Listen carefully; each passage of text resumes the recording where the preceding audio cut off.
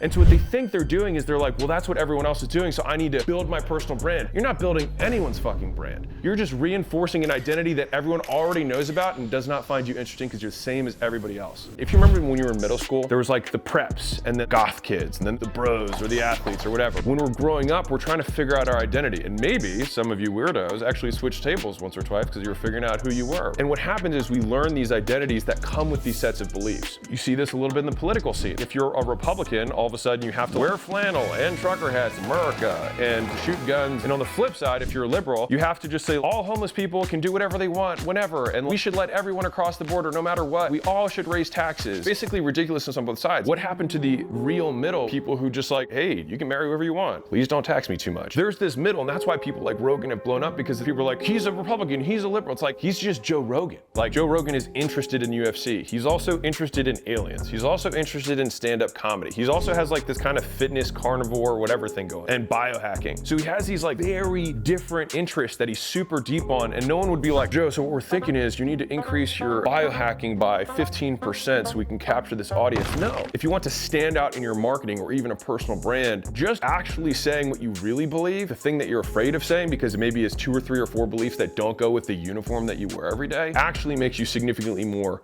unique. Most people wear their clothing as a uniform to say, I am this type of person. People will look at you and they'll assume you're a goth or a prep or whatever. Here's where it gets cool. You start talking, and then all of a sudden there's something over here, and then there's another belief over here. And what happens is they start paying more attention because you don't fit the mold. It's my favorite way to differentiate any of the portfolio companies or even my own brand. This may sound crazy. Actually just be myself. Because as soon as someone feels like they have figured you out, they'll move on because they're like, I can predict all of this person's behavior. They don't need to stay in tune or stay updated because they know everything about you already. And I'm sure you've met people like this. He wears this uniform, he says these things, he believes this. He is this person. He's category 17. Boom. Don't have to think about it again. Everyone knows the starter kit for real estate. You know the haircut, they cut the side here, right? Buzzed on the side, hard part, hard gel over the suit. Don't forget the glasses, very important. Maybe the high-level BMW mid-series wax with rims. Maybe a picture of a watch. He's like, yeah, just bought this beauty. Those guys are all the same. And so what they think they're doing is they're like, well, that's what everyone else is doing, so I need to build my personal brand. You're not building anyone's fucking brand. You're just reinforcing an identity that everyone already knows about and does not find you interesting because you're the same as everybody else. I think that you would be better served actually doing you. And that comes with all the weirdness that you are. Because I've met some of you.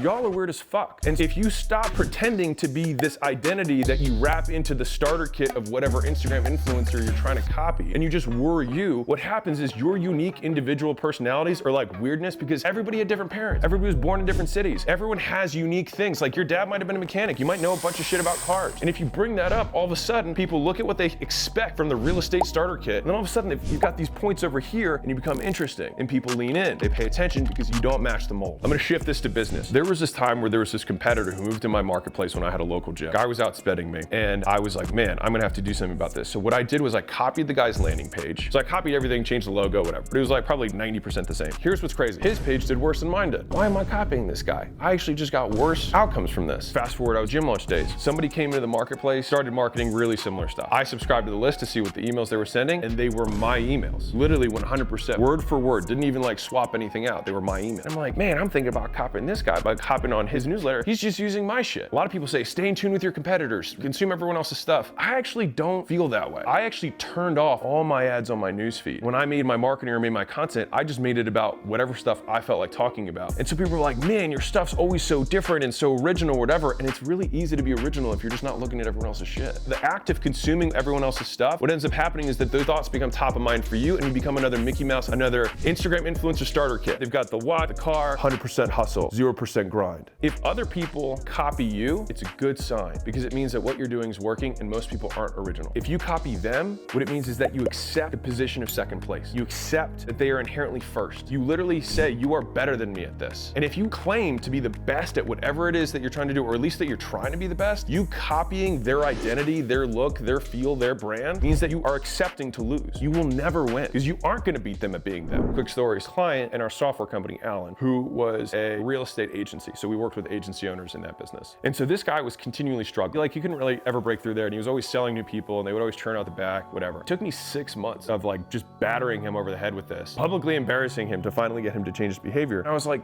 You're not that good. Like, it's not some marketing hack, it's not some sales hack. I was like, you're just not that good. I was like, you sell to realtors. He was like, yeah. I was like, have you ever been a realtor? He was like, no. Then you have no idea what they go through. And what your marketing looks like and what your sales process looks like is the same as every other fucking person trying to sell realtors. Promise you, put your terrible agency, go take the 12 weeks, pass the test, and actually be a realtor. Sell some fucking houses using your marketing skills that you claim to sell. In the first month of him doing this, he was like, oh shit. He's like, these leads aren't as good as I thought they were. I was like, no shit. That's why no one wanted to keep paying you. But you know what he did over the next 12 months? He got better and better and better at it. And here's the crazy thing. 12 months later, he actually is still a realtor and he's making more money because he actually got good at it. But here's the thing. If he had kept trying to look like everybody else, he would have been Mickey Mousing until he kept trying some new thing or some new hack, but he just didn't confront the work. And you know what happens now? Is that if he actually did want to go back to the agency thing and actually did want to help realtors, he would have the context to do it. And it would make him unique because so many other people are just like him pretending to model their Instagram page after the same thing that the other influencer they're looking up to does,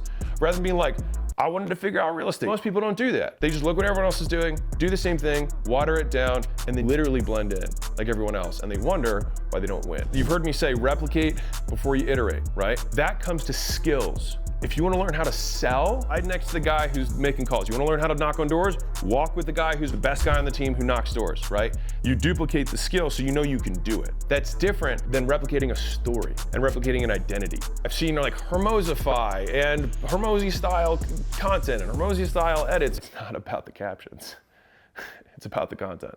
What they can copy is the way it looks and feels and sounds. So what they can't copy is the story behind it. Fix the story and the brand will take care of itself if you tell the story that's true. And so if you don't have the story to tell, then do the shit that's worth doing that no one else is willing to do. And then you'll have the story that will make you a one of one.